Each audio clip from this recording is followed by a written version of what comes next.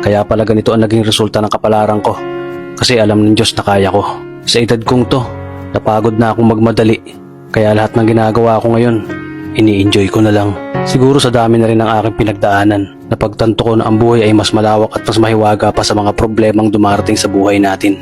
Tumatanda na tayo, baka sa kakahabol natin sa masagana at maayos na buhay, ay hindi na natin nai-enjoy ang buhay. Baka nabubuhay na lang tayo dahil nape-pressure tayo sa sasabihin ng ibang tao.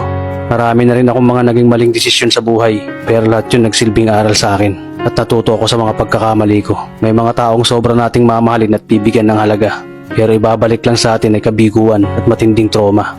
Kaya wag nating lilingunin ng mga taong tulad nila dahil mas payapa kapag hindi ka na interesadong malaman pa kung ano pang balita sa kanila. At wag mong idepende ang sarili mo sa kahit kanino. Tandaan mo, kahit sarili mong anino, iiwan ka din nito kapag madilim na ang paligid mo.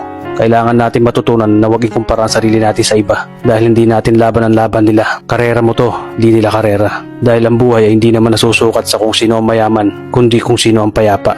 Kaya galingan mo lang palagi tol dahil napakaraming tao mapanghusga, tihilahin ka pababa. At lagi mo tong tatandaan na makakatanggap ka lang ng papuri mula sa kanila kapag patay ka na.